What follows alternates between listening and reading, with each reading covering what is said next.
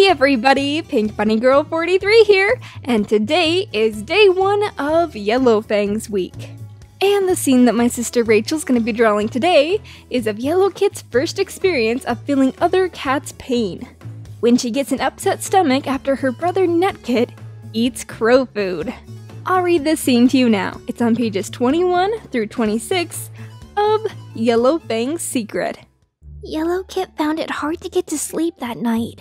She slept at last, only to wake again with a start. A faint dawn light was filtering in through the brambles.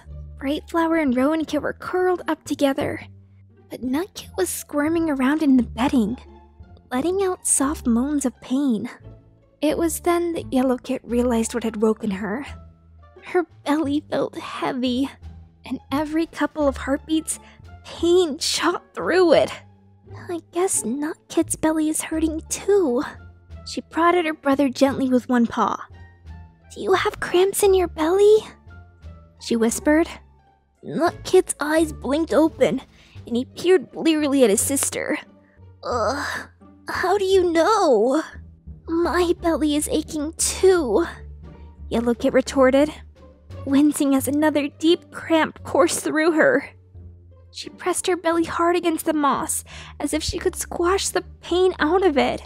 "We've gotta tell Brightflower," she grunted. "She'll get Sage Whisker." "No!" Nutkit's eyes stretched wide in alarm. "Yellow Kit, don't, please!" "Why not?" Yellow Kit asked. She narrowed her eyes at her brother. "What have you been up to?" Before Nutkit could reply, Brightflower raised her head, twitching her whiskers in annoyance. "Will you kids settle down?" she began. "This isn't the time for playing. She broke off as her gaze grew more intent, swiveling from Nutkit to Yellow Kit and back again. "What's the matter?" "Our bellies are hurting," Yellow Kit replied, her words ending in a low wail as another wave of pain surged over her. "Please get Sage Whisker." Before she had finished speaking, Brightflower had risen to her paws, careful not to disturb the sleeping Rowan Kit, and padded across the moss to give each of her kits a careful sniff. "Have you been eating something you shouldn't?" she asked. "Tell me quickly now. Sage Whisker will need to know." "No, Another gasp of pain interrupted Nutkit. "All right," he went on when he could speak again. "I found a dead sparrow among the brambles yesterday. I only tasted it to see what it was like." "Nutkit!" Brightflower let out a sigh of exasperation. "You know what I've told you about eating crow food? You too, Yellow Kit. How could you be so stupid?" "But I didn't," Yellow Kit protested. Her mother gazed at her sternly. "Eating crow food is bad, and lying about it is even worse," she meowed.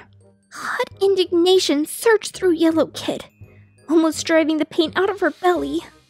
"I'm not lying," she insisted. "I never even saw that stupid sparrow. Tell her, Nutkit." I didn't see Yellow Kit there, but, Nutkit's words ended in a groan. "And how do you suppose you got a bellyache if you didn't eat it?" Brightflower twitched her tail tip angrily. "I'm very disappointed in both of you, especially you, Yellow Kit.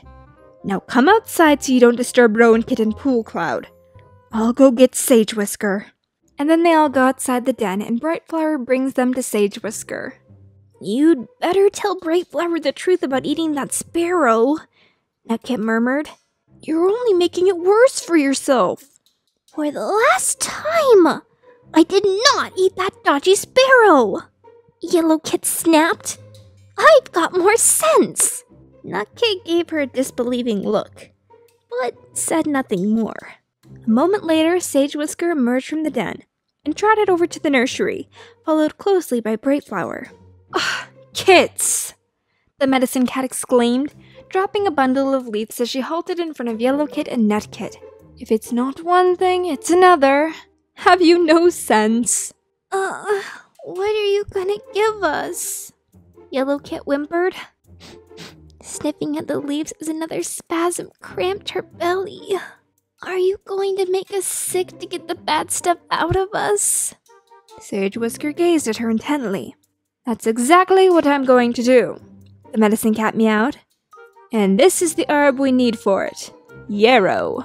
Bending her head, she gave Nutkit and Yellowkit a long snip. Bright Flower tells me you've been eating crow food, she continued. Nutkit let out a moan of pain. It was only a mouthful. 2, maybe. Sage Whisker sighed. Or 3 or 4. Now you know why we teach kids not to do that. Will they be okay? Bright Flower fretted, giving Nutkit's ears a comforting lick. They'll be fine, Sage Whisker assured her. Right, now kids, I want you to eat this yarrow. It'll make you sick, and then your belly will feel a whole lot better. Nutkit gave the herbs a suspicious glare. Are they yucky? The medicine cat nodded. They're pretty yucky, she admitted. But would you rather have a yucky taste or the bellyache? I'll eat them, I guess, Nutkit responded. Sage Whisker laid out a few yarrow leaves in front of Nutkit and the rest of the bundle in front of Yellowkit. While Nutkit was still hesitating, Yellowkit lapped up the leaves, wincing as the bitter juices filled her mouth. Yuck! She gasped, gagging as she tried to swallow. After a few heartbeats, she managed to force the vile stuff down. Almost at once, she felt her belly give an enormous heave, and she vomited up several mouthfuls of slime. She passed her tongue over her lips, trying to get rid of the taste. That's good, Sage Whisker murmured approvingly, as Nutkit too brought up the contents of his belly. Bright Flower, take them back to the nursery. They should sleep for now. When they wake, they can have some milk, but no food today. I'll check on them later. Thank you, Sage Whisker. Bright Flower dipped her head to the medicine cat. And let this be a lesson to you, she added to her kits. No more crow food. But I didn't eat any crow food. Yellowkit's indignation surged up again, now that her belly didn't hurt anymore. It's not fair. Why won't any cat believe me? Bright Flower let out a hiss. No more, she meowed.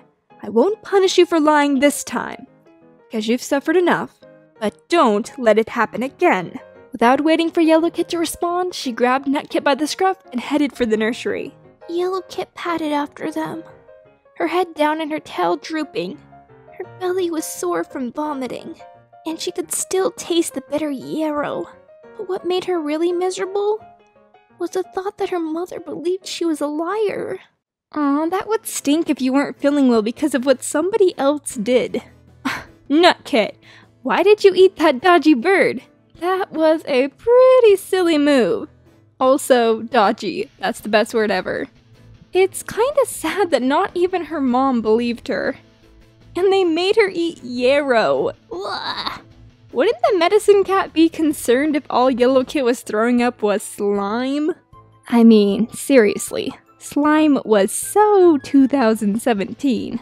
But honestly, if she really had been eating crow food, she'd be throwing up that, right? Well, let me know in the comments section down below what you thought when you read this scene. Did you realize yet at this point that Yellowkit could feel others' pain? Or was it not until later in the book, when she felt her grandmother Silverflame in pain while she was dying, did you realize that she had this power? How would you have dealt with feeling others' pain? Let me know down below. Well, I hope you enjoyed today's drawing and theory. Make sure to check out the video on the side of our last speed paint. And click that subscribe button and little bell icon so that you can always be notified when we upload, so that you can be part of #EarlyClan. Down below in the description will be links to our eBay and Etsy stores, where cool merch items are available for purchase. Alright guys, thank you so much for tuning in. I'll see you soon for the next speed paint. Bye-bye!